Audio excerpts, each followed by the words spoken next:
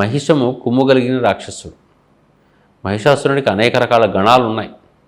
ఆయన చుట్టూ బ్రహ్మాండమైనటువంటి సైన్యం ఉన్నట్టుగా దేవీ భాగవతం చదివితే చాలా క్లియర్గా ఉంటుంది, చాలా స్పష్టంగా తెలుస్తుంది. అసలు శుంభుడు, నిశుంభుడు, రక్తబీజుడు, వాడు వీడు చాలామంది ఉంటారు. అసలు మహిషాసురుని సంహరించాలని అంటే ఆకృతులు మారిపోతూ ఉంటాయి.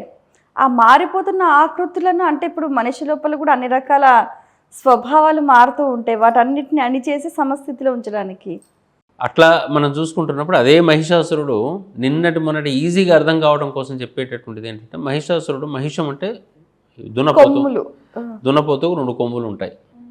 మరి మొన్న కరోనాకు కూడా 2-3 కొమ్ములు ఉన్న రాక్షసుడే కదా.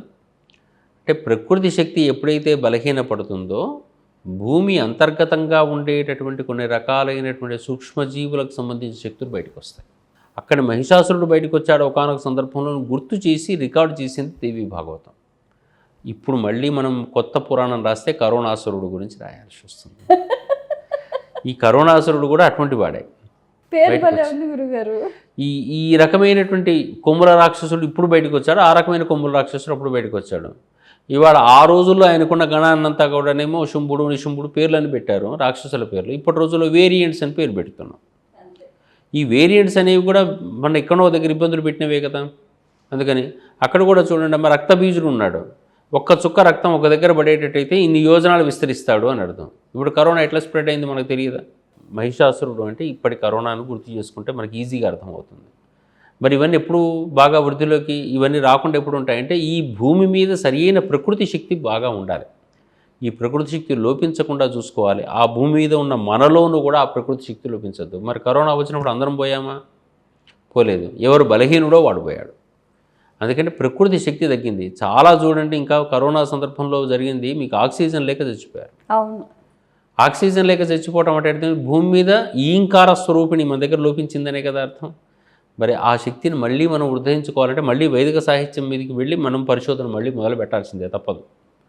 అటువంటి వైపు వెళ్ళిన తర్వాత నాయన నువ్వు ఈం అనుకుంటూ కూర్చో, లేదా శ్రీం అనుకుంటూ కూర్చో, నీ శక్తి పెంచుతుంది అని చెప్పేసి అని మన పూర్వకాలను చేసిన ఉపాసనా మార్గం ఒకటి ఉంది కదా. ఆ ఉపాసనా మార్గం మనకి వాళ్ళు తీసుకొస్తే ఈ మహిషాసురుడు మళ్ళీ మన దగ్గర రారు కదా. ఈ స్ప్రెడ్డింగ్ డిసీజెస్ ఉండవు కదా. ఆ డిసీజెస్ మనకు ఉండవు అని చెప్పే సమన్వయ సూత్రమే ఈ మహిషాసురుడు. చివరికి చాలా కాలానికి యుద్ధం చేసి మహిషాసురుడిని చంపినట్టుగా చూపిస్తారు. మన దగ్గర కూడా కరోనాసురుడు కూడా ఒక 4-5 ఏళ్ళు పట్టింది మొత్తానికి రిమూవ్ చేసుకోవడానికి వచ్చే ప్రయత్నం. మళ్ళీ ఇంకే అసురుడు వస్తాడో తెలియదు. ఎప్పటికప్పుడు ఆ పాక్సులు ఈ పాక్సులు ఎప్పటికప్పుడు భయపెట్టేవేమన్నా.